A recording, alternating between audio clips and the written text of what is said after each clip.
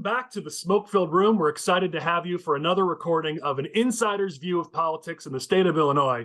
You know, when we thought that session would be ending and politics really doesn't heat up until around September, we thought this dead period might be difficult to figure out things to talk about. And my goodness, we have the largest agenda that we've had since we started this. I have no idea how we're going to get into everything, but clearly there's a lot going on. As I mentioned with last week's recording, we are in vacation time. My poor overworked team, who you should feel very bad for, finally is getting about 1 or 2 days each to take a break before I work them like a rented mule for another 2 years. And so we have, thankfully, back with us now Abby and Michael, but Matt DeRay is on vacation. So with me today, I'm Colin Corbett. We've got John Jasecki, Chris Jacobiak, Abby Oliver, and Michael Butler, 4 of our 5 expert politicos from around the state of Illinois. We also have Rich Carter, our government affairs expert, who will be joining us later in this discussion. Last week was so Springfield heavy. We want to start with politics, and then we'll talk about some of the Springfield stuff. We'll also talk about the unfortunate passing of Todd Maisch, the Illinois Chamber leader, who's been a stalwart in Illinois politics. We'll share some happy stories about Todd when Rich joins us later on in this broadcast. But first, I want to get right into it. We're going to start with national politics because it has a local flavor. You know, I don't love talking about national politics on this show because you can get that anywhere, but this has a local flavor. So this week, the big debt ceiling vote happened. And first of all, it was a compromise between McCarthy and Biden. You saw that nobody was happy, which usually means it's a sign of a good compromise. People on the right and the left were unhappy. The middle seemed pretty happy with it. And so if you look at the votes in the state of Illinois as who voted for it and who voted against it as members of Congress, it tended to be the most conservative and the most liberal members who voted no. Everybody else in the middle voted yes. The reason why we're talking about it is Mike Bost voted no, and the scuttlebutt is that Mike Bost may be facing a primary challenger. So, Michael, you're our expert for that region. Give us an update on the debt ceiling vote, Mike Bost, and all the drama that's going on there. Sure, sounds good. So all 3 of our Republican congressional representatives, Mary Miller, Darren LaHood, and Mike Bost, all voted no on the debt ceiling. Similar comments from all of them that they didn't feel like it did enough to address the issues that we're facing when it comes to like our country's finances, the national debt, those kind of things, especially in comparison to the proposal that was floated earlier on this year by House Republicans. Obviously, there was a lot of compromise between the White House and Kevin McCarthy, which was a big step considering early on the Biden administration said that they weren't even interested in negotiating. We heard that from not really Biden himself, because does he really ever say anything? Not really, but press secretary and others made comments of that nature. So it wasn't what we ultimately wanted, but it's a step in the right direction. Before we talk about Bost, let's just any thoughts from you other 3 on this topic. If you got something to share, feel free to jump in. Then we'll jump to the Bost angle. I think for Kevin McCarthy, it was a huge step for him. I think he came into the speakership incredibly weak. And from all that I've heard, it sounds like he was able to get Biden to negotiate on things that they didn't even think were on the table, or they were pretty firm on. So I think this is kind of a win for Kevin McCarthy outside of just what's going on here in Illinois. So I would be interested in a number of things. We recall from the whole election of the House Speaker fiasco that it only takes 1 representative to vote to vacate the chair and force another vote on House Speaker. I would be curious, because I've been playing footsie with this the last couple of weeks, of whether or not they're actually going to do that. Like we were talking about, the more conservative and the Republican Party opposed McCarthy then, and most of them voted against this debt ceiling increase. I'd be interested to see if anybody takes the step further to move to vacate the chair, force another speaker vote, and maybe cause some more chaos over there. Yeah, I think, Chris, that's definitely on the table. I see that as an unlikely possibility. You saw Jim Jordan come out and criticize that idea. There's also the possibility that if, a Bob Good were to make a motion to vacate the chair, that would coalesce more support around Speaker McCarthy. You saw McCarthy allies vote no on the bill. They're not criticizing his leadership. They just, have disagreements with it. One of the interesting things I noticed kind of about the vote is, this was on both sides of the aisle. You saw more of the fringes on both ends of the party vote no. And you saw a lot of members who are DCCC targets and NRCC targets, were voting yes. So, members who feel they're going to have vulnerable elections in 2024, are voting for this to say they're going to, spin it to be fiscally responsible, and tie things back to the issues that matter to their district. Yeah, I mean, I was pulling up the numbers, so I didn't get it wrong. 149 Republicans voted for it, while only 71 voted against it. So over 2/3 of the party in the House voted for this bill. So, I mean, they could certainly start some drama. We know they like to create drama for the sake of drama. It helps their fundraising and it helps it make them look like they're doing their jobs to their base. But at the end of the day, some of the things that got in here are overwhelmingly popular. I mean, when you look at some of the concessions that McCarthy was able to get, work requirements for welfare it pulls in the 70+% range, because keep in mind, this isn't single mothers or elderly people. This is working age adults, and it's only asking them to work or train or look for a job even for, I think it's like 20 hours per week. And it's childless working age adults. I mean, when you pull that, it pulls very, very well. Because everyone agrees that if you can work, you should at least try to. For those who need the help, single mothers, those who are unwell, or the elderly, people who may not be able to work, okay, great. They let's help them out. Let's give them that welfare. They need it. They deserve it. But for those who can do their part, a significant, vast majority of Americans agree that there should be some form of work requirement. So there's a lot you could hit the other side in with this bill, but when it's messaged properly, it comes across pretty strongly. Mm-hmm. I saw a really good interview. Joni Ernst was being interviewed by Brian Kilmeade earlier today, and they talked about this, and she was kind of rolling through some of those concessions that they had gotten from the Biden administration. And the point that she was really trying to make was that, this is obviously it's not this grand, like, big deal. Like, it's not everything that we wanted. Like, obviously we wish, as conservatives, we wish it would have gone a little farther and have been more impactful, but like, it's what we were able to get, and we got to use that as motivation for the next election cycle. Let's get more Republicans elected to the House, more Republicans elected to the Senate. That way we can make some of those changes that really need to happen for the sake of this country. Yeah, it's called governing. I mean, that's what it's called. Michael, for the sake of time, let's jump to the Bost angle. So give us the update there. I know Bost vote, people are claiming that it was influenced by a certain poll that was taken. Can you give us what's going on there? So he had been he hadn't really shown his hand until towards the end, and then ultimately decided to vote against the debt ceiling agreement. Which I think surprised some people, considering some of his prior votes, that he's been kind of more in line with McCarthy and some of those folks.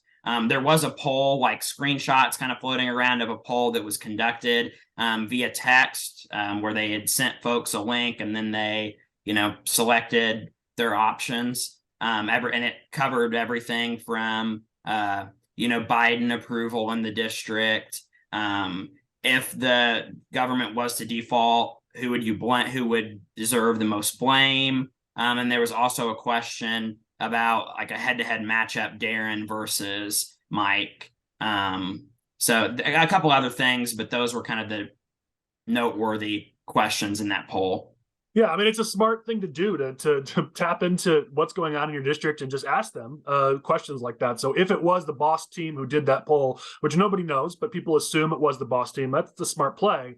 But I know some of the Darren Bailey people are claiming that, Bost only changed his vote because of the poll and because he's afraid of Darren Bailey primarying him.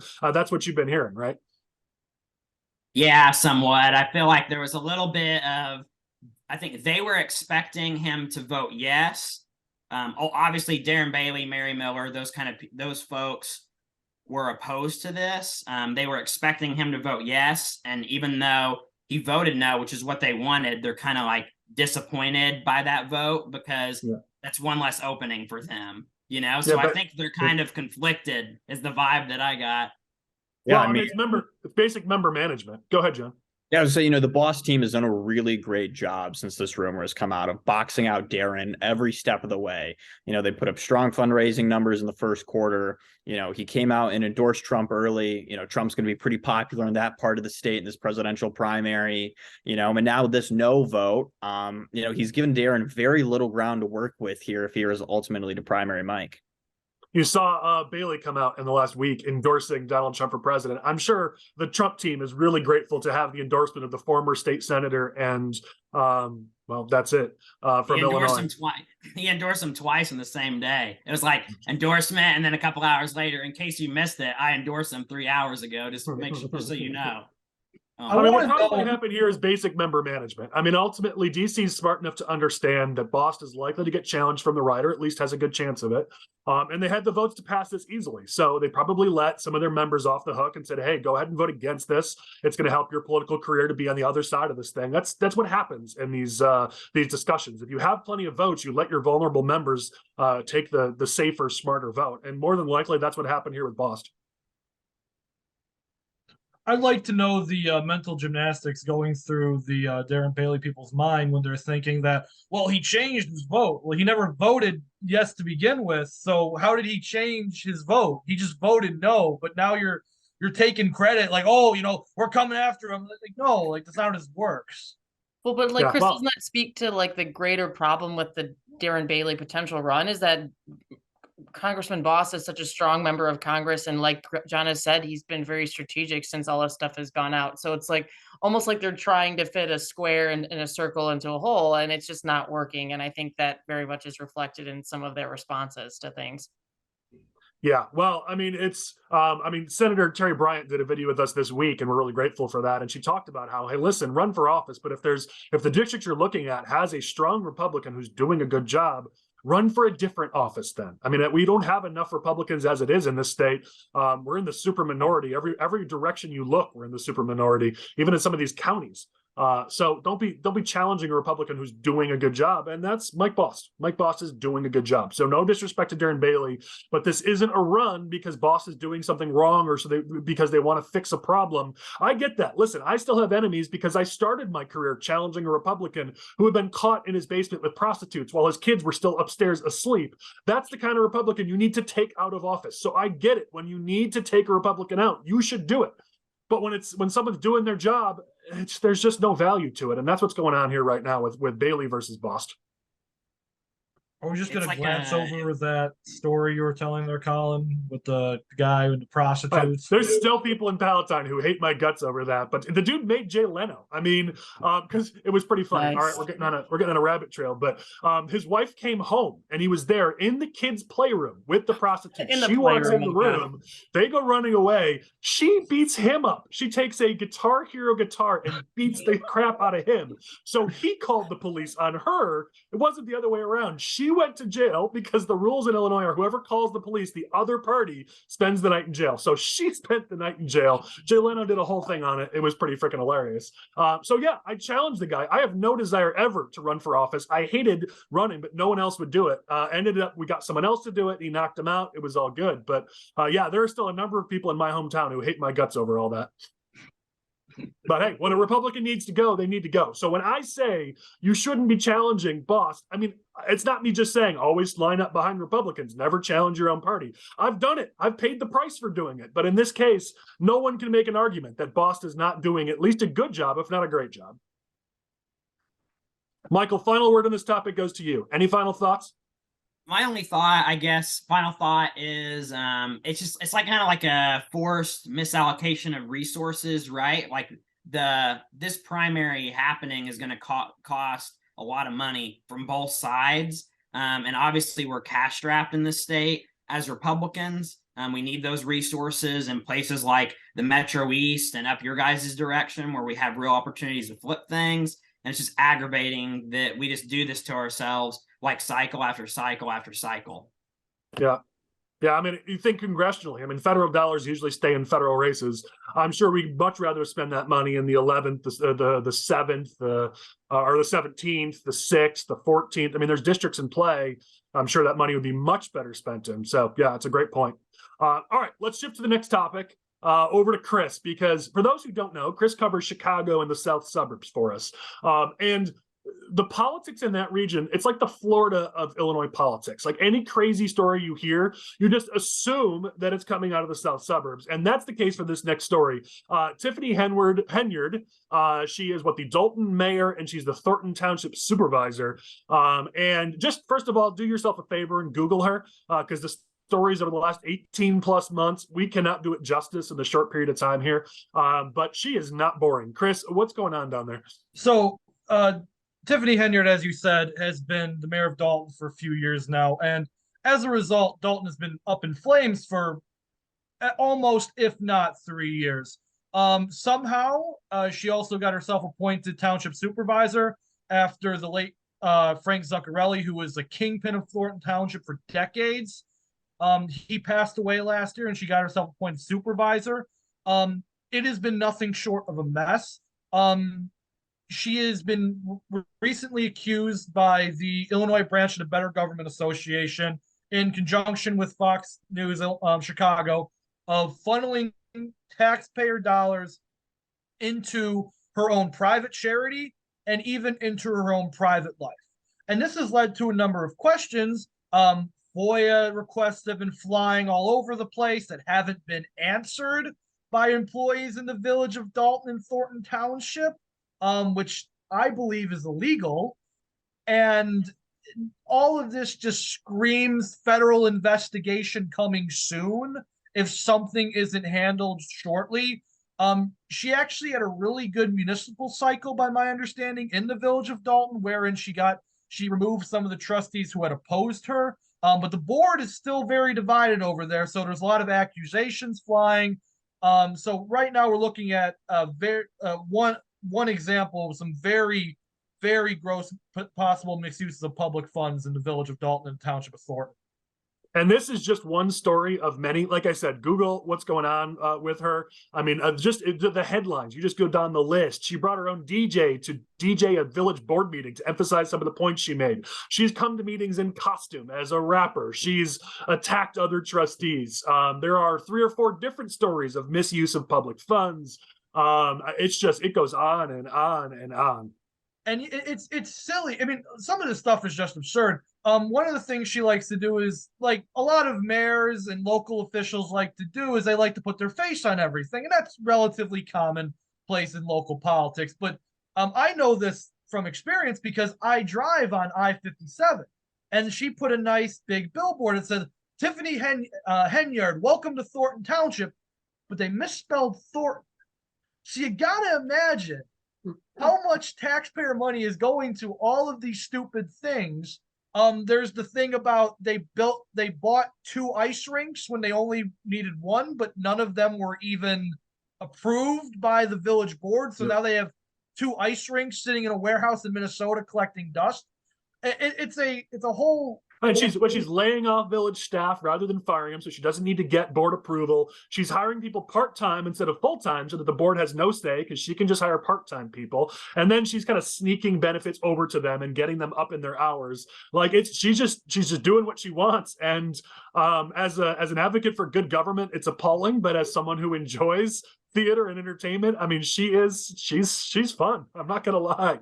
And part of this investigation, they found how much money the village of Dalton and Thornton Township were bringing in from the state in this recent budget. And we'll go over all the budget stuff later, but specifically to this, they found that the village of Dalton and Township of Thornton are getting more money than 8 other local municipalities combined. And yet at their most recent township meeting, she called out her state senator, Napoleon Harris, for not giving her even more money. So that this is all just extremely silly when they're getting $8-point-something million from the state, and cities like, villages like Tinley Park, Orland Park, Oak Lawn, like places around where I live, they aren't getting anything close to that. And she's still putting her hat out for more money so she can spend it on herself. I mean, this is I mean, all allegedly, of course, all allegedly, but Allegedly. from what it looks Well, she's like, making $250,000 off taxpayers between the two positions, not to mention perks and pensions. So yeah, she's doing just fine. Listen, as I said, I mean, any elected official who shows up dressed up like a drug kingpin to a village board meeting with her own DJ, I mean, you can knock her all you want. She understands theater works. I mean, it's very much the Trump effect. Theater works in politics, and as you said, she's had electoral success. They've tried to remove her from office and failed. She's gotten her own people elected. I'm not saying it's right. I'm just saying in today's politics, for better or for worse, that stuff works. All Yeah, I'm saying so- is I really want a DJ. That's all I'm saying. That's Right? really We what I'm should, taking away from what this. Lane's on the back end of this thing was a DJ Lane for our Yes. SFRs moving forward. Yes. So I mean, I feel like we'll have very waspy music if Lane's in charge of the DJ of Oh this. gosh. so we'll see where this goes from here. They already tried recalling her once and then succeeded, but then they legally said that they couldn't recall her. So I don't know what's going to happen now, if there's going to be a further investigation by some governmental authorities, but certainly tune your channels into Dalton, Illinois and Thornton Township, because Sit back and enjoy the ride, my friend. just live high off the ride now. That's what I'm doing, man.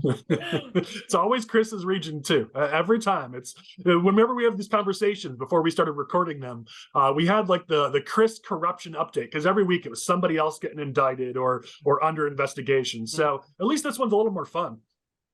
It's not no red light cameras or anything like that. This is just pure, straightforward self-enrichment and politics. We're going back to basics here. And if you don't live in the township or the village, hey, it's fun. For anyone who lives there, we apologize for laughing at your pain. Anybody else have thoughts on the topic?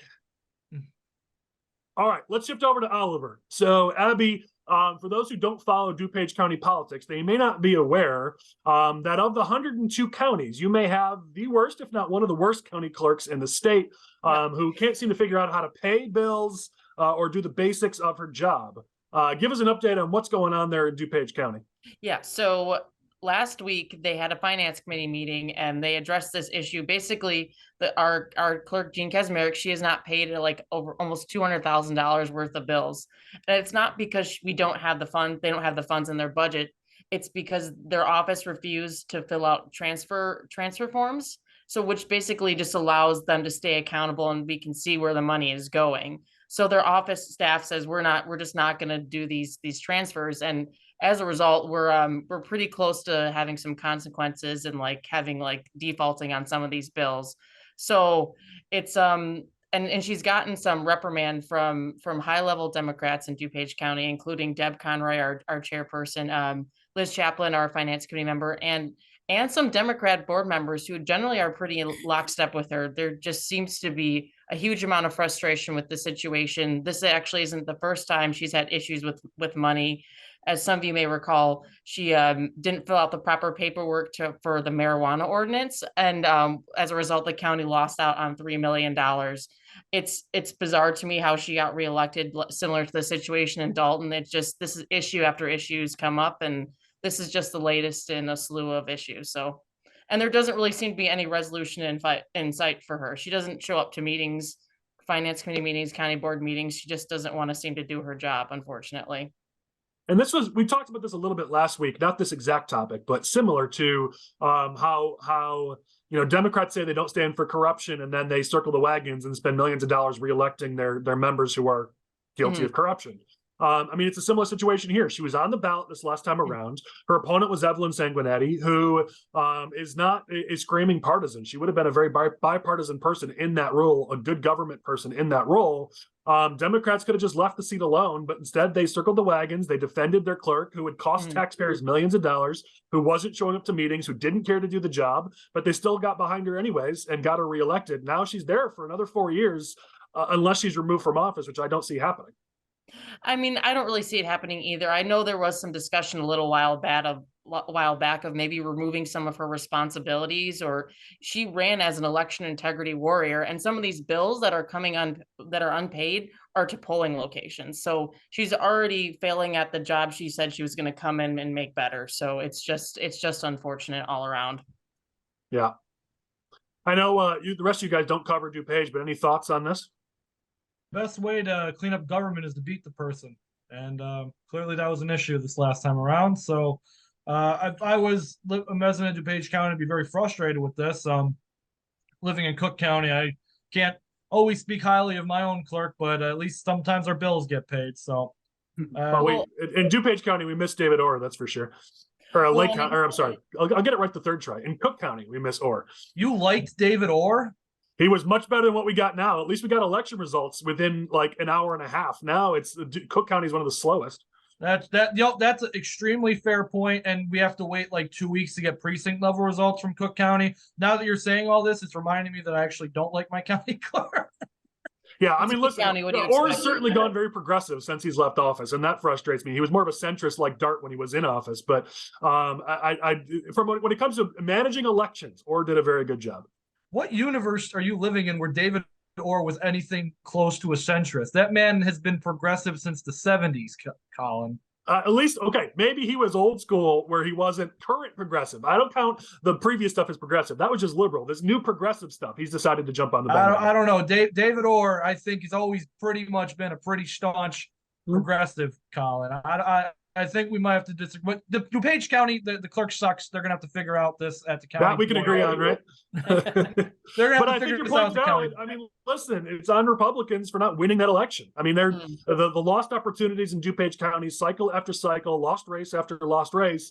It has consequences, and it isn't just consequences to our party; it's consequences to all taxpayers. It's our damn fault that she's still in office, that taxpayers are being subjected to this.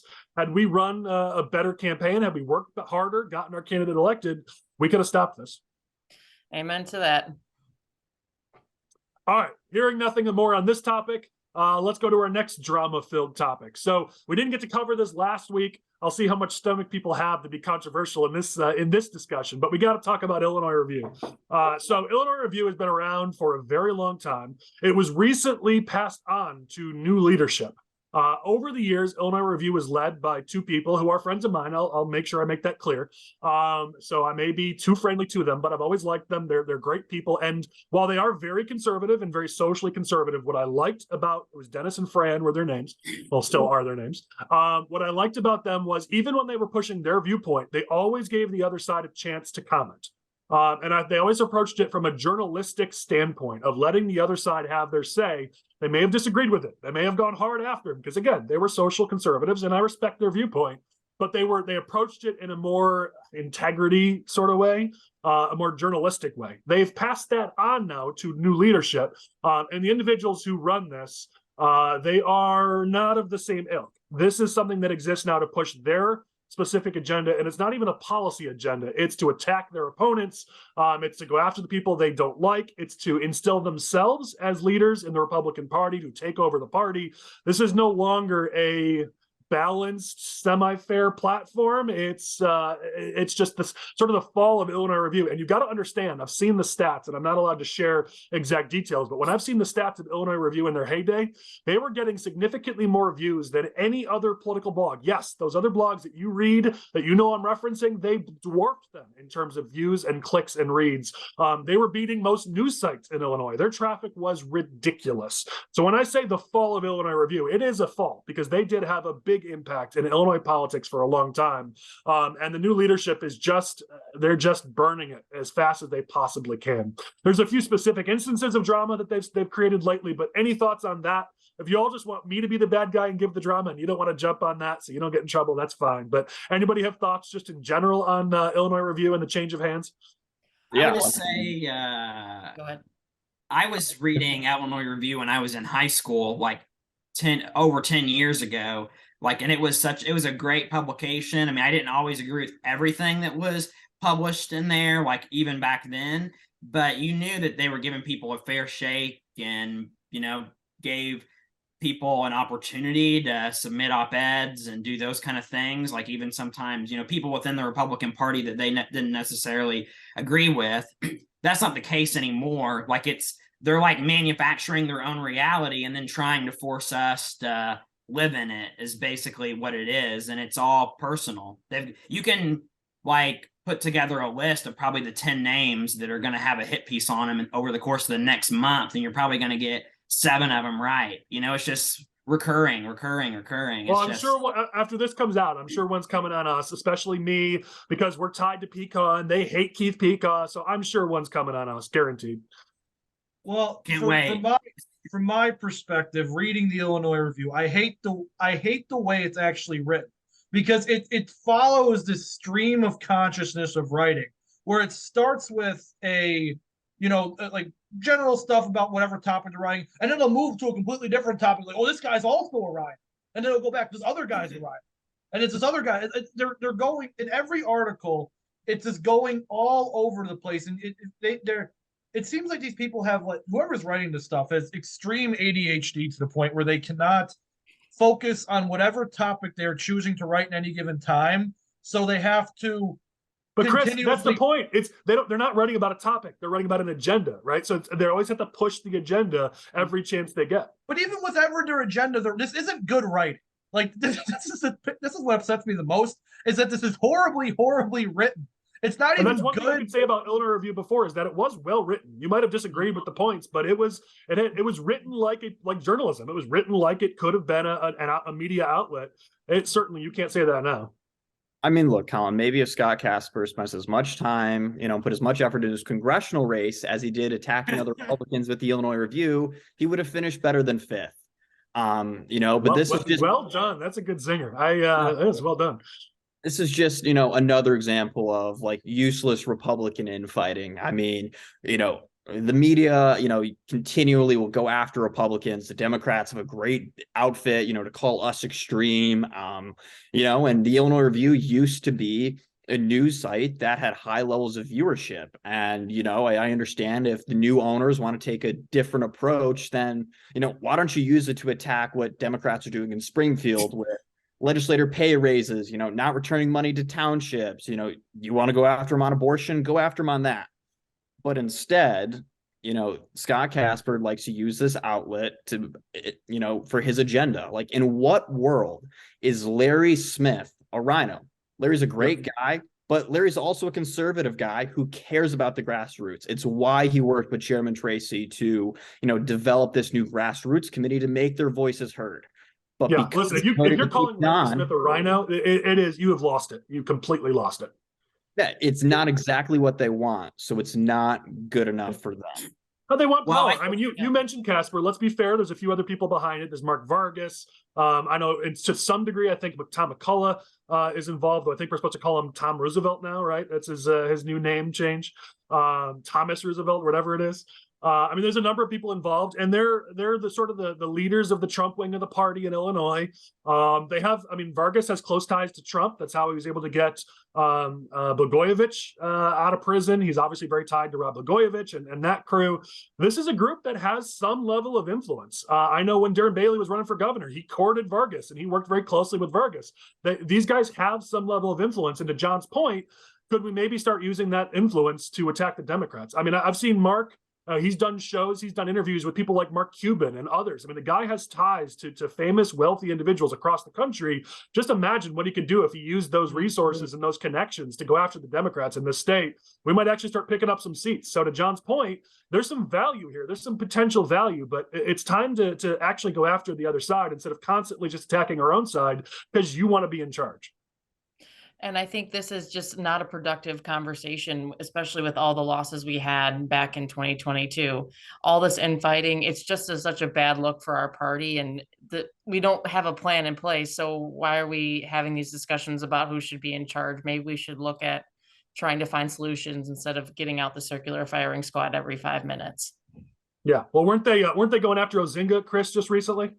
Yeah, that was kind of the thing I wanted to talk about last week.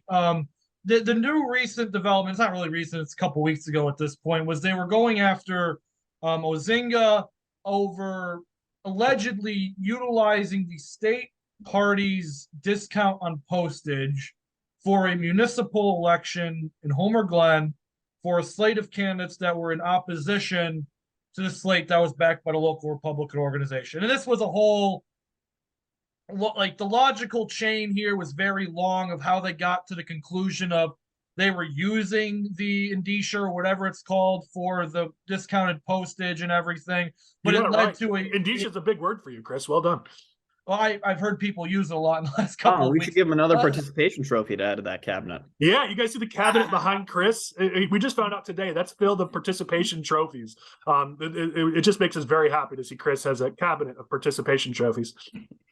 Well, that's all I get from being a Republican in this state, right, Colin? Is participation trophies, because Lord knows we don't win. We can't afford trophies. They're just ribbons. They're those $1 ribbons you get at the dollar store. Hey, I've got some gold star stickers in my car that we can start using. Here we go. Let's get them all to Chris. In any case, they were claiming that Ozinga was helping funnel discounted postage to the slate of candidates in Homer Glen. Whether or not that's true, I have no idea. But it led to there was a eruption at the last Will County Central Committee meeting where these questions were answered and these questions were asked, and it's just all it's doing is causing infighting within the Republican ranks. And listen, I don't think if you're a Republican in the state, the last thing you want is infighting, because Lord knows we haven't won a lot of things in recent years. So it's good to start, let's start sitting down talking about the issues of the party instead of just pointing to everybody you don't like and calling them a rhino. I don't think that's the healthiest conclusion on any of this. This just happens over and over again. I mean, when you're calling Larry Smith a rhino, when you're calling Tim Ozinga a rhino, I mean, these are guys who are invested, very, very conservative individuals. When you're calling Jason Plummer a rhino because you want to get your wife elected to the state Senate, a lot of this is based on an agenda. These people want power. And it all comes down to this. What power?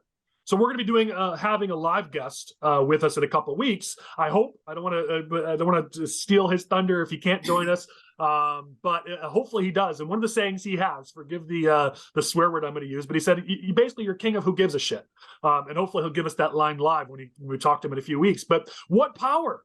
You want to be the king of the Republican Party in Illinois. You are the king of who gives a shit. It is the least important role. Nobody cares. Nobody cares if you're the king of the Democratic Party, but at least you have some power. But in this state, Republicans have no power. And even if we got better at our jobs, we would still have no power. It is not an important position. Yet so many times these people are fighting over who can lead the Republican Party, whether publicly or privately. And I always come back to, seriously?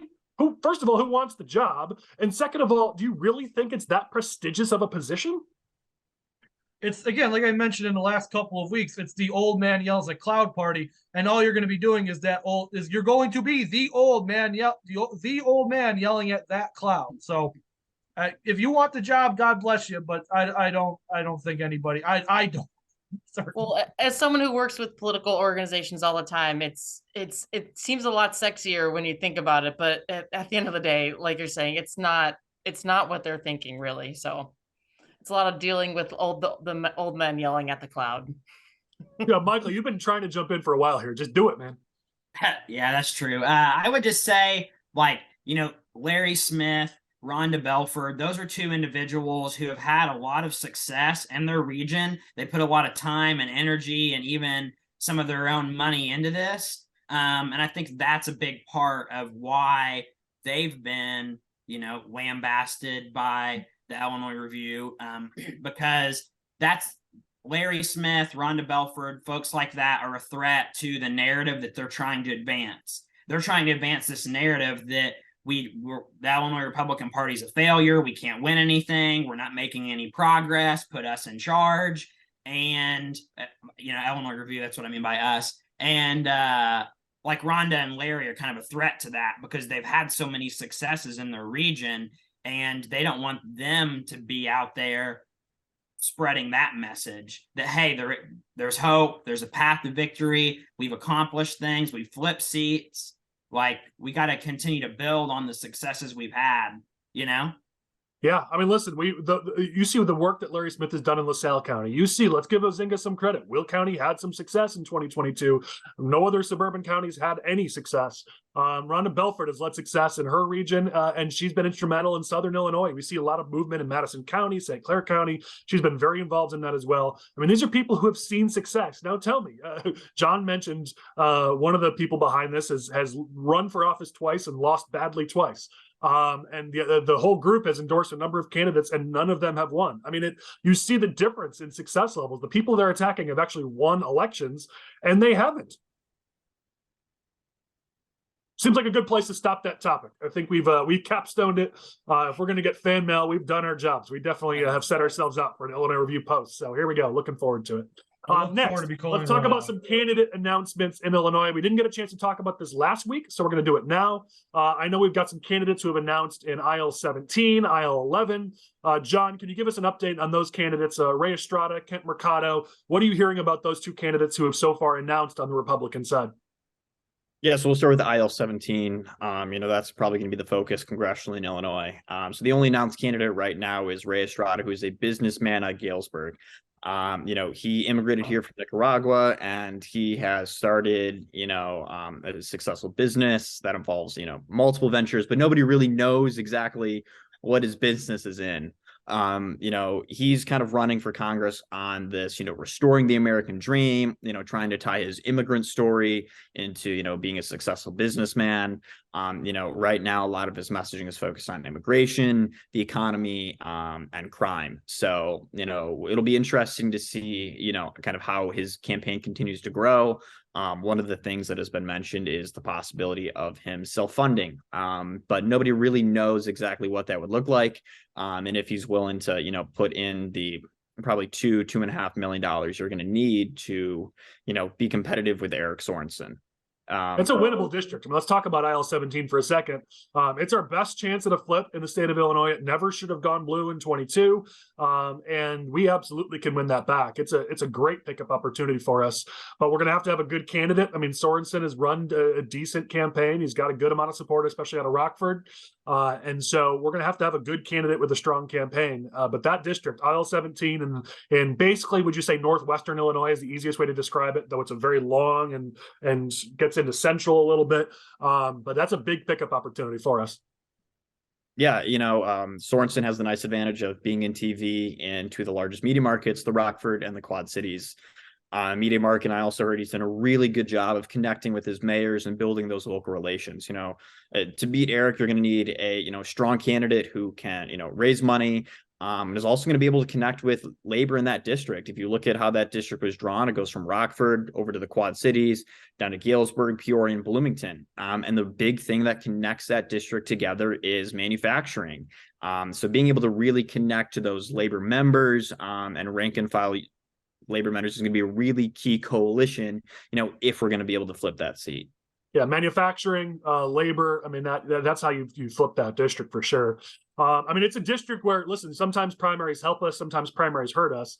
And in that district specifically, this candidate looks awesome on paper. I've been doing this a long time though, and there are things you see that you go, ooh, is that real or is that not real? And with Estrada, if it's real, I think he could be a great candidate, but we don't know if it's real. This is one of those situations where a primary would be a good thing, just to vet each of the candidates, make sure is everything we see with Estrada on paper is real? Is he a strong candidate? There were stops and starts to his announcement. There were some concerning signs. His messaging is very DC and very boring. There's a lot of signs here of this could be a campaign where the consultants make a lot of money and then the candidate just doesn't go anywhere. And so it's one of those races where I think we could benefit from a primary. It might also tell us, is Estrada going to put the money in or is he not? Let's find that out now before we get to a general election and realize we're $2 million short on the budget. So I'm hopeful we get some more candidates in that race, if only to make sure that if this is the best candidate, he's fully prepared for what is the most important congressional race in the state of Illinois in 2024. I think one comment that I would have, I guess, is that this last cycle we had a constitutional amendment that was like a union question, essentially, and I think that kind of created some headwinds in that district for us. That's not going to be as much of a factor in 2024. So that's going to be helpful, I think. But like you said, it's a good insight, Michael. It's a very union heavy district, so it's a good insight. I bet you we can maybe do that math. Maybe John, follow up with our data team and just see if there's any way to do that math to see how much was turnout impacted in that area compared to previous elections and compared to other districts. It'd be great to know that. That's a good thought, Michael. Let's jump to the other districts just to stay moving along the agenda here. Aisle 11. I know Kent Mercado is the candidate there, John. Yeah, so Kent Mercado is the currently the only announced candidate. He is a doctor and lawyer from down in the Naperville area. He's kind of launches campaign, but there really hasn't been a lot, out there on his background and who he is. He's definitely more of a moderate Republican just based on, things on social media. Chuy Garcia and the Latino caucus, endorsed him for an appointment, in the Biden administration. He's openly said at events with people, that he's pro-choice. He's much more of a moderate candidate who's looking to kind of build a coalition of, voters in the middle. Which is great for a general election strategy, wanting to build a broad coalition based on kitchen table issues in the district. The only problem is that it would be very easy to run to the right of him in a Republican primary nowadays. So, he just needs to either hope that nobody else gets into this race, which is highly unlikely, or that enough conservative candidates get in that his base of more moderate Republicans, probably down to the southern tail of that district, can get him over the finish line and into the general.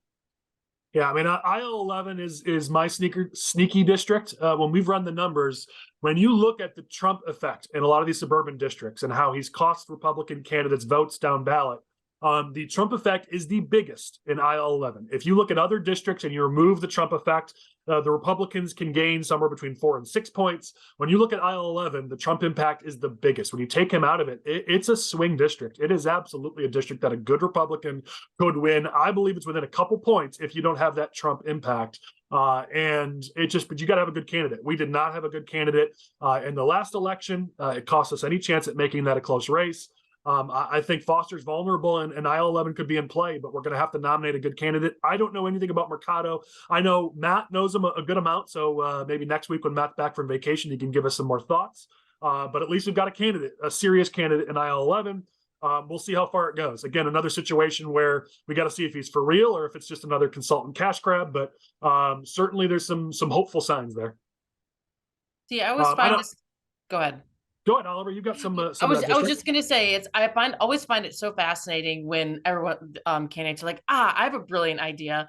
I'm gonna find a moderate Republican who's gonna be more palatable to general election voters, and we'll just figure out some way how to get through a primary, and then inevitably some candidate who runs to the right of them and wins, and then we're stuck with sometimes this candidate that is not winnable for the district.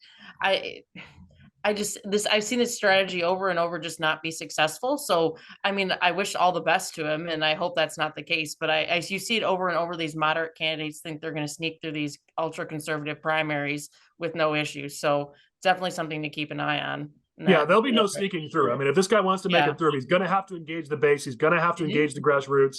So far, that hasn't happened. So maybe he's going to try the same strategy that has failed over and over again, which means he won't win the primary. So you've got a valid point.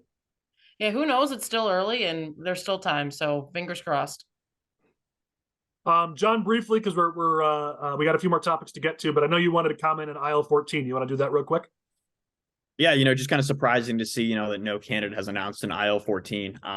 For IL-14 is my sneaky competitive district. When you look at the way that it was drawn, it's anchored by the blue areas of Joliet, but it's one of those white working class districts where if you have the right kind of candidate, who can appeal to labor members, and then also, do really well in the more conservative portions of that district, it's a candidate where we could be competitive against Lauren Underwood, who's, a pretty openly progressive member of Congress. I'm definitely kind of surprised there's been no serious contenders there. Yeah, that's where I love we have different opinions here. You may be right. The numbers that I see 14 is almost a lost cause. I even saw that last cycle. Underwood's a strong candidate. She's got her faults and failures, but she works hard in that district. And after the remap, that district just got, in my opinion, unwinnable. But you might be right, and we certainly should give it a try. It's one of the most winnable seats in the state, so we can't just let it go by. So I certainly hope we get a candidate. One other race to talk about, anyone can jump in with thoughts on this one, but a quick discussion. Jesse Reyes has announced that he's running. He's run before. He ran in the primary in 2020 for the Supreme Court. He's now running against Joy Cunningham. Hispanics have been talking about how they want a member on the Supreme Court, which seems like a logical position and something that they should be have a good chance at here. It's I believe, a more Hispanic district. Chris, you could correct me on that, but Hispanics do have a shot there in that district in the first. Any thoughts on what's now going to be a Democratic primary for that position? I mean, this is once again the kind of we're going to be talking about this later with the city of Chicago, but this is once again the divide between the Black political network and the Latino political network coming into collision. Jesse Reyes ran in 2020. He came in a close second to P. Scott Neville. And if he can once again consolidate that Hispanic vote around him, and you see some increased Hispanic turnout, because who knows who else is going to get primaried in Cook County next year, if you might see more increased Hispanic turnout, that could be beneficial then. But you're correct. Hispanics are a growing part of this state, and they are always looking for greater representation because, frankly, they usually deserve greater representation than they're given. And he's going to give it a go, try and be that first Hispanic on the Illinois Supreme Court. It's going to be, much like how the state's attorney's race is going to be shaping up in Cook County, the first Supreme Court district is also going to be I believe, going to be complete chaos. Money being thrown around everywhere. This is Cook County. Nothing's done cheap in this county. So it's going to be another very interesting race going forward. I'd be interested to see if there's any white candidates to jump into the race for the Supreme Court next year. Just to see if there's any way. It definitely could be a district that a white candidate could do well in. So you're right. I mean, if the vote gets split between the different minority groups, a white candidate could get in, and now everyone's up in arms about what just happened. Could happen. We'll see. On the other hand, listen, you said that Hispanics are growing. Hispanics are the fastest growing group, demographic group in the state. And the fact that they have so little power right now in Illinois politics is a travesty. And most of it is due to their own actions. From some electoral losses lately, especially in the city of Chicago, to aligning so strongly with Democrats and only Democrats where they're frankly ignored. There's a lot of reasons why Hispanics have much less power right now than they should in this state. But ultimately, they're looking to make those gains. The problem is if they don't get their turnout up in this next election, Reyes and all the rest of their candidates are going to struggle. They're going to have to get turnout up because the last several elections now, Hispanic turnout has been abysmal. Yeah, and Joy Cunningham is an Irish last name, so anybody, if a white candidate doesn't end up jumping in this race, knowing Cook County politics, they're just going to go for the Irish last name for judge. So, yep. It's going to be very interesting. I think, again, this is all going to be very chaotic. Racial politics is going to be at play in all Cook County races next year. Be on the lookout for that because it's going to get very, very interesting. All right. Well, keep us posted on what's going on there. I'm going to jump to the next topic because I know all of you will have thoughts about this topic. So the presidential race is heating up. We all love talking about national politics. Well, you guys do. I hate it. But we've got multiple candidates who, since our last recording, have gotten in the race or at least are starting to get in the race. So Mike Pence is jumping in. Chris Christie, which, I remember the name, but you youngins might be like, who is that? Chris Christie getting in. Oliver, I know you weren't here, but we did talk last week about the fact that DeSantis had gotten in the race. Did I get everybody? Is there someone I don't know who's also gotten in the race? I heard the governor of North Dakota as well is looking at it as well next week. The governor of North Dakota? Yes. All right. Well, fact check that for me, but some guy I'd never heard of, which always bodes well when you're running for president. Doug Burgum. Google is always helpful. I don't know who the heck this is. Me personally, I'm still waiting for Bob Fioretti to announce his exploratory committee. Someone has to take that torch for the random Chicago candidate who nobody knows. So I think he could probably jump in there. I know Matt has his Vivek guy who's already stuck in controversy now. He had to fire some of his team, some of his staff. So a lot of these candidates, you saw DeSantis with, I thought a good rollout, but some people said not a good rollout. It kind of sputtered a bit. A lot of these candidates are kind of struggling with rolling out their campaigns. I don't know who really cares that Mike Pence and Chris Christie are running, but you guys have thoughts on those two candidates? John always has thoughts on the presidential race. Ron DeSantis should care that Chris Christie is running for president of the United States, because I don't think Chris Christie is running to win. And I think he's going to tell you he has a path publicly, but I just think he's running to just attack Donald Trump in a way that no other candidate could. And if he's going to get in this race and just be the battering ram against Trump, that's going to bode well for someone like a Ron DeSantis, who's going to be like, hey, I'm not directly attacking your guy, come over to my camp now. And I don't know what Mike Pence is doing. I really don't see a path for him. He's going to be in the Tim Scott camp of pray I do well with evangelicals in Iowa and hope that gives me momentum. Yeah, I mean, Yeah, he but- certainly has that look of a candidate who could do well in Iowa, but not really anywhere else. And maybe that's the play. Try to do well in Iowa and hope someone cares about it. But that didn't work. We talked already about Rick Santorum. There's been others. I mean, Ben Carson did decently well, I think, in Iowa. That strategy just doesn't work 99% of the time. Yeah, but John, all of Mike Pence's 4% of the vote is 4% of the vote not going to Ron DeSantis. So I mean, that's again, the conversation, Chris. So that's the question: is politically, who do they take votes from? I mean, I agree that Chris Christie is great for DeSantis because DeSantis is not an attack dog. DeSantis is frankly way too boring for this race. You need someone to go in who's going to take whacks at Trump. The media is going to love it. It's going to be interesting. It's going to be theater. And so, yeah, Chris Christie could be a boon for DeSantis here. And maybe that's Christie's play. Maybe he's working to try to be, get some appointment in D.C. in a DeSantis White House. So he'll be the guy who attacks Trump to try to get DeSantis to the primary. The question is, where does Pence take his 47 votes from? Do they come from Trump or do they come from DeSantis? I don't think they come from Trump because I think you're either going to vote for Trump or you're not going to vote for Trump. You're not going to vote for Pence, Trump's guy. So you're either going to vote for Trump or you're not, which means if Pence is taking any evangelical votes away, he's taking evangelicals who are not voting for Trump and are looking for an alternative who then go to Pence. So I think Pence hurts DeSantis more than anybody else. I think mainly anybody, except the Chris Christie Bulldog argument. That's a very good argument. But any other human being who jumps in this presidential race is just taking votes away from DeSantis, which is why I'm standing by. Donald Trump is going to be the next Republican nominee for president. Nobody else here is serious other than Ron DeSantis getting 25% of the vote. That is my bold prediction. Hold me to this next year. It's happening. Yeah, I think the other thing, though, that we're going to have to wait and see is, how long are people willing to stay in the race? What we saw in the 2020 Democratic primary was there was this moment of, oh, Bernie Sanders might be the nominee. And every other basically moderate candidate dropped out and endorsed Joe Biden. If we get to after New Hampshire and, it's looking like Trump's going to be the nominee, who's willing to drop out and say we're coalescing around DeSantis to try to give him a path? It's going to be, the question is, do I want to run for president all the way through, or do I actually want to change, the leader of this party? Yeah, John, but that doesn't. Former sitting president of the United States, Donald Trump. That doesn't work. You're dealing with a bulldozer coming through this Republican primary. You don't need backdoor maneuvering, dropping out of the race after New Hampshire and saying, hey, Republican primary voters, remember you were voting for us, now vote for Ron DeSantis. Now you're getting him up to 42% of the vote, tops perhaps, and you're still dealing with the Trump bulldozer. I don't think that's going to be able to work here. You either need to start having people drop out now, or you're taking too long. This is too late. I don't think the whole after New Hampshire strategy is going to work here.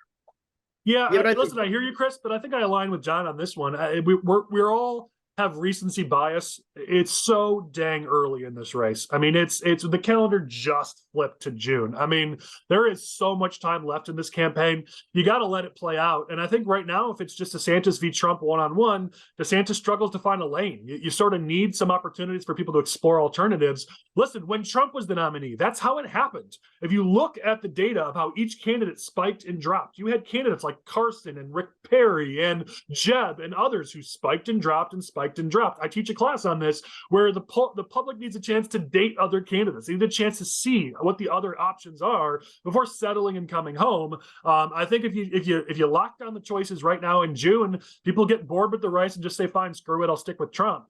Showing them that there are alternatives, I don't know is a bad thing. And these races are a long way away. So I think, Chris, I've said it before on these recordings. I think you're right. I do think at the moment, Trump is the odds-on favorite to win this nomination, but there's still time. A lot of developments ahead before we get to that point. And this can change. And I'll just say it, fingers crossed for the state of Illinois, for us winning Republican campaigns in the state. I hope some things change. All right, we're going to move on to the next topic. We're going to jump through a couple agenda items. There's some stuff that I've wanted to get to now for a couple of weeks, but we're going over, and I want to get to some of our Springfield topics. So Lane's going to bring Rich into this recording. While he's doing that, I'll make the transition here. Chris, we want to talk about the migrant crisis in Chicago, but that ain't going anywhere, so we're going to save that for hopefully next week. I wanted to talk about Chicago Bears in Arlington Park. There's some updates there with the tax deal. Demolition has begun, which makes me very, very sad. That's where my wife and I got married. I grew up there. My dad was a jockey there, so it's a sad day for me. And just a personal beef for Pritzker's yet again given a pass on a topic, but that topic will still be here next week. So we will go to that topic next week. But I want to talk about Springfield. All right, I want to get to some Springfield topics. We had Rich Carter, our government affairs expert, on with us last week. He has graciously agreed to join us again because when we recorded this last week, there was still about a day and a half left in session. So now with this week's recording, we are fully past session. They're all home. Your wallets are safe for at least a few months till they go back to session in October for veto session. But let's talk about what happened. Rich, they wrapped up the budget. There weren't any major changes from what we talked about last week, so probably nothing that needs to be talked about there. The budget stayed the same from when we talked about it last time. But I actually wanted, before I pass this to the political team, something I noticed. We talked about member management. If you look in the Illinois Senate, they had enough votes to pass this without needing any help from Republicans, and they were even able to give some of their Democrats a pass. So I noticed that 3 Democrats, Susie Glowiak-Hilton, Joyce and Doris Turner, Patrick Joyce, Doris Turner, were all given a pass and voted against the budget. I know some of those are in regions you guys covered. You guys noticed that those senators didn't vote? I mean, if you made a list of the potentially vulnerable Senate Democrats, those 3 would probably be at the top of the list. So is that something you guys saw as well? I wouldn't put them at the top of the list, but Patrick Joyce. Hastings is at the vulnerable top, well, but those 3 are going to be in the top 5. He's the king of the vulnerable dual district, certainly. But Patrick Joyce, I mean, on paper, he has a vulnerable district. But one of the things Patrick Joyce has always done very well since the time he's come into the state senate is voting with his district. And this was one of those instances where he voted with his district, and it's going to be beneficial to him because he drew the lottery and he's up next year. It's going to be something that you're not going to be able to hit him on because you didn't vote for the budget. So it's going to be very interesting going forward. I think it's a good vote for him. I think it's going to be beneficial to him going into 2024. Yeah. Anybody else have thoughts on the others who voted no? Susie Glowiak-Hilton, she's not up this coming election cycle, but I think she's a vulnerable member. She kind of got a pass of this election cycle. I mean, majority of that district just did not turn out well for Republicans, but I don't think that's going to be the case in the future. That it tends to be a bit more of a moderate district. So she was especially taking a stance on pay raises for legislators. So I think that's a smart move for her, given that it's more of a blue collar district and most of it. So yeah, with Turner, we kind of underperformed in that region a little bit because of some of the top of the ticket issues. So I think whenever she's up in the future, like that's something that we can a seat that we can definitely go after. So it makes sense that she would get a pass. Yeah, I mean, Republicans have momentum right now in Sangamon County and in Springfield. So I'd imagine that's going to be a district they're going to want back. So, well, Abby mentioned it. The next topic here is those legislator pay raises. There were pay raises for legislators baked into this budget, and there's some controversy over that. Rich, you want to catch us up? Sure. Well, I think the state law and the Constitution said they could only go up to 5%, and I think they went just beyond that. So I know Leader McCombie on the Republican side made an issue out of that, and I think it's still up in the air. We're still trying to figure out where it all falls down. But first of all, I think it's insane that Democrats would push a huge pay raise right now. In our current economic situation, about to head potentially into a recession, and they think it's okay to give each other pay raises. But to even go beyond the top line that they drew themselves, it's just. First of all, whether it's constitutional or not, politically, it seems a little crazy to me, but, Democrats can get away with anything nowadays. So, yeah, I mean, that's the amazing thing is they clearly feel pretty safe if they're willing to do this, because that's an easy hit for a Republican candidate to hit them on voting themselves a pay raise. And by the way, if Republicans voted themselves a pay raise, the media would be all over them for voting themselves a pay raise. Yet I see nothing attacking Democrats for voting themselves a pay raise. It's so surprising to me. But anyone have thoughts? I mean, the pay raise for these legislators, many of them voted for it. It's absolutely something that can be used against them in their next election. A lot of them, like vulnerable Democrats like Katie Stewart and others, like campaigned this last time about being opposed to pay raises. So It's like, It's the Democratic all right. playbook. They all run on that. I mean, we talked about it last week. Every Democrat runs as a Republican when they run for re-election. I mean, they run, all their issues are basically Republican. Then they get on to Springfield and they legislate as Democrats, and they're never called out for it. I mean, these people who voted for the pay raises in the House, because it was basically a party line vote in the House, the House playbook is, I will not support pay raises. Almost every Democrat across the state, that's in their marketing materials, because it's just copy paste between their different campaigns, and then they go and vote for it. And nobody calls them out for it. Colin, you see a lot of polling. Have you seen polling on like how this issue, does specifically like independent voters? Like, is this even a persuasive issue that can move votes to our side? The problem with this issue is it's very much like out-migration, where when you ask people, do you like this or not, like they don't like it at all. But then how much do you care about it? It gets pretty low. It's like national debt. We hate it, but it doesn't really move our votes. That's kind of what this issue is. People hate it. It isn't going to move their votes, but you know what? They hate it. So let's tap into it. I mean, we don't have a lot of contrasting information on some of these candidates, some of these the races we want to oppose. We should be out there right now with text messages, with digital ads for every Democrat that voted for a pay raise. There should be a digital ad going to every independent voter saying that your Democrat with their name and their face just voted themselves an unconstitutional pay raise. I mean, I don't know where the hell we are, but if we can't even do that, then the caucuses, the party should just give up. I mean, this is low-hanging fruit to go attack these Democrats right now to weaken them before the campaign even starts, and nobody's even talking about it. I think that just really shows how weak Republicans are and how confident the Democrats feel, that they feel like this is just going to go through and they're not really going to catch any blowback. Like, if we were to put that on our campaign materials and then vote against it, we would never hear the end of it from both sides, from our own party and from Democrats.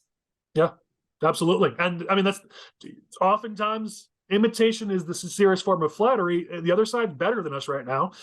Let's think about what they would do if the roles were reversed. They'd be all over this. There'd be press releases, media hits, digital ads, mailings, texts. I know they have money and we don't. I get that, but they'd be doing something on this topic. And we're not. I mean, McComey's fighting it down in Springfield. That's good. And hopefully somebody files a lawsuit over this. Let's get it into the news. But let's go. Let's go. The budget's a week old at this point. Why aren't we moving? Let's go. All right, that's pay raises. We talked last week. We were trying to be very balanced in giving Pritzker and the Democrats props for what they did right. And one thing they did right was an increase to the LGDF funding for local municipalities. What we neglected to say, and what an aide for a Republican legislator made sure to let me know that we missed, is Democrats give with one hand and take away with another, because they removed $700 million from local municipalities via what's called the personal property replacement tax. Supposedly it's just a 2-year thing, which is why the municipal league didn't oppose it. But this isn't a big boon for a lot of these municipalities that they thought they're going to get more money over here, and then in a few months they're going to realize they lost a bunch of money over here. Rich, do you have any more details on that? Yeah, it's even worse than you said, Colin, because while they lose $700 million over here in the personal property replacement tax, they only gain $100 million in the LGDF. So it's a 7-to-1 loss. But the Democrats are out talking about how great this is, that they're giving money back to the municipalities, of course. Just classic. That's unreal. I didn't realize the disparity was that much. That's crazy. So, so once again, taxpayers are going to get soaked, because you see a net $600 million drop for municipalities. That money is going to have to come from somewhere. Going to come from property tax hikes. That's the only place that these municipalities have to go, unless they're home rule and able to institute a sales tax, which most of them are not. This is going straight to your property taxes. Well, yeah, I was saying, Colin, last week I mentioned, how Mayor McNamara would testified in Springfield, and actually just on Wednesday he put out there's an article in the Rockford Register-Star where he was just livid with Springfield, where he called for Springfield to return what he calls stolen money to the city of Rockford. He claims that they're losing out on over $123 million. That's huge. Being able to go to fund your budget. And like you said, that's going to be a property tax hike for the city of Rockford. Yeah. I mean, here's another thing that the Republican Party should be talking about. Democrats just raised your property taxes, because they did. This vote raised your property taxes. And where's that? Where's that narrative? Where's that fight? Where's that conversation? Because that's what happened in that vote. Based on what Rich just said, and Rich is much smarter than me, so I trust his math. That's a indirect but very direct line to a property tax increase. As I say every week, wow, Republicans have poor messaging. I'm shocked, simply shocked. It's only Thursday, and I need to go get a triple shot of something. All right. Another thing that happened down in Springfield. Rich, educate me on this, because this is blowing my mind. So a bill was passed, basically like that, which gave Ameren a monopoly on electricity lines in the state of Illinois. Well, in their region, which is more southern Illinois. And apparently, this is a thing, and it was conservatives who were the most for this, who were screaming for this, like the Freedom Caucus. I do not understand what the heck is going on with this. Yeah, Ameren is very different than ComEd. They both supply power, obviously, but Ameren gets treated very differently than ComEd. And so I don't know the exact particulars as to why the conservatives were pushing for it, but they were able to get it done. Pritzker said he's going to veto it. So here you go. Springfield gives a chance to let Pritzker look like he's standing up for ratepayers. I mean, one of the untold stories is thanks to CEJA and some of the other bills that have been passed, electricity rates, energy rates are going through the roof, and they've just started. It's going to be pretty bad over the next couple of years. So you just handed Pritzker a chance to veto a bill that he can say was going to raise energy rates at a time when energy rates are going up. Because that's what the next story is going to be the next couple of years. And you just gave Pritzker a giant PR win. Why in the hell were conservatives pushing for this? I do not understand. I'm sure I'm missing something because I'm not down in Springfield, but I don't get it at all. I just don't think that they think that way, Colin, where they think about the ramifications of how they just handed that issue to Pritzker. It just boggles my mind. Yeah, I mean, how are conservatives in favor of giving monopolistic power to any entity? It makes no sense. And apparently they wanted to do it with ComEd too, but they felt like that might be a little too controversial. Like they had some moment of clarity on that. My goodness, it's just... Anyways, according to John, the smartest of the smartest are down in Springfield. So apparently it's just something I don't know.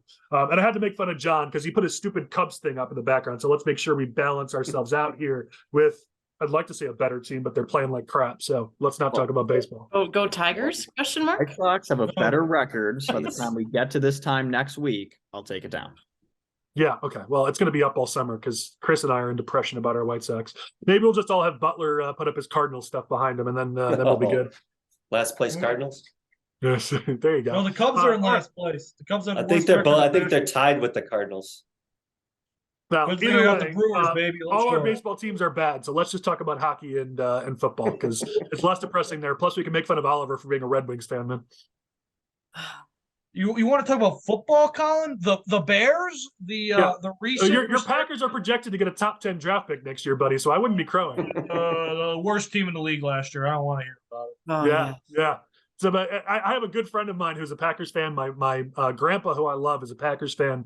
I don't know, and you, Chris, I don't know if you guys are equipped for this. You haven't been bad in 30 plus years. Oh, You're they're going to melt bad down. now. You're going to have to realize what it's like to be an actual NFL team. Why are where we going to be sometimes bad? you lose.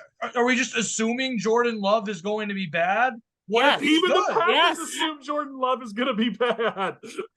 Trust Your the own plan. team knows he's See, bad. this is exactly what you're saying. They don't even know what's about to happen to them. As a Trust Lions the plan. fan, The I'm denial an is expert on amazing. being bad. I'm going to drive through Wisconsin after every Packers game and just hear the wailing and the gnashing of teeth. It's going to be amazing. Oh, can't wait. So we could, but you'll still be talking about the '85 Bears, Colin, when you finish 7-10 this year. Yeah, all right. Hey, we're going to be 8-9, maybe 9-8, and yes, the 8-5 Bears are the best team in NFL history. So don't even come at me on that. 85 Bears, yeah. Don't even come at me on that. All right, we are way over our time. So 3 topics that we had on here that we probably don't have time to cover unless somebody just mutinies and says we have to talk about this right now.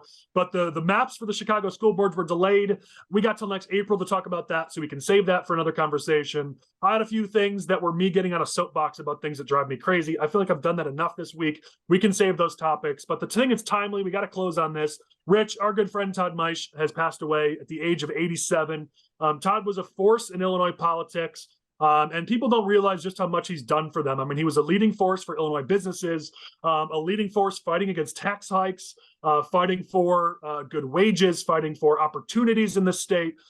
Democrats and Republicans alike mourned his passing. It was a shock to all of us. His wife, Kim, is one of the greatest people on the planet. I feel for her. I feel for the family. And I feel for all of Illinois. This is a loss for all of us. And so certainly it was worthwhile to make sure we mention him, to honor him. Rich, I know you work closely with Todd in the Illinois Chamber. Any thoughts you wanted to share? Sure. Just first, I think you misspoke. He's 57, Colin, not 87. I thought 57. I don't know what I said, but 57 was in my head. Yeah, 57. Yeah, it is a huge loss. I've known Todd and Kim for many, many years. As you know, Todd was he's been with the chamber since 1994. He took over in 2014 after Doug Whitley left. And his wife Kim, she was the head of NFIB. She was NFIB state director for a couple of decades. I mean, this was a couple that was, probably the strongest fighters for small business that we've had in decades here in Illinois. And it's a huge loss. I really got to know Todd well, when we put together our coalition to fight the progressive tax a couple of years ago. Todd was one of the key players, along with Steve Rauschenberger at TMA, that really pushed the effort, and Todd was always willing to step up and talk and fight on this thing. And I'll never forget when we first launched this thing, Colin, if you recall, we tried to do something that was very unique, and that this was during COVID, and we did a virtual news conference, but we did it live from 4 different locations. And I was with Todd down. It was just literally me and Todd in the office in Chicago, and there was like no one in Chicago. This is during COVID. Like, I was driving down thinking, holy crap, what's going on here? But it was me and Todd with all this equipment, and Todd's is talking before, and he goes, man, this is a lot of technology. I don't know if this is going to work, blah, blah, blah. And we did it, and we pulled it off. And I'll never forget, after that was over, Todd just looked at me, he goes, wow, that was really great. And then if you remember, a couple of months later, he called us and said, hey, can you guys do that same hookup for us for our annual dinner this year? Because we're going to have to do it virtually too with COVID. But just a great guy, and, a real true fighter for small businesses and in Illinois. And we're really going to miss him. Yeah, I mean, when the transition happened from Whitley to Maisch, and I'm old enough to remember that, and I'm aging myself yet again, but thankfully Rich is here, so I can feel a little bit young. I mean, Whitley was a policy wonk, and the chamber didn't have as much influence as it could or it should. And when the transition happened, when Maisch took over, the chamber became a much bigger player in Illinois politics and in Springfield. And he needs to be credited with the work that he did, and then how he was able to take the chamber to the next level. So big loss all around. I don't know if any of the 4 of you guys work with Todd. If you want to say anything, it's okay if you don't have any thoughts, but I just figured I'd give you a chance if you do. No, you guys are all too young. It's Rich and I are the old people in the room, but big loss for the business community, big loss for right of center politics in the state. We'll have to see what kind of transition happens there with the chamber, but they'll have big shoes to fill for sure. All right, as you heard, we had 5 or 6 or 7 different topics we didn't even get to today, and we're way over the hour. We try to keep these things too. So you definitely want to come back next week. We've got some fun things to talk about. I'm sure I'll go on a few rants. I'm sure Chris will go on a few rants. I'm sure John will make us all depressed about about baseball. Oliver will make us angry at her about football and hockey. And Butler will just probably be eating Chick-fil-A the whole time. And DeRay will be back with us finally. So I don't know who's on vacation next week. Hopefully we're starting to get back to everybody being together. But we got a lot to talk about, so make sure you join us next week. In the meantime, be sure you subscribe to our YouTube channel or our Spotify. Stay in touch. This has been Spoke-Filled Room on behalf of John and Michael and Rich and Abby and Chris. Lane, who does all the work behind the scenes, and we make fun of a little bit before, so the poor guy. I'm Colin Corbett. Thanks so much for listening. We'll talk to you again next week.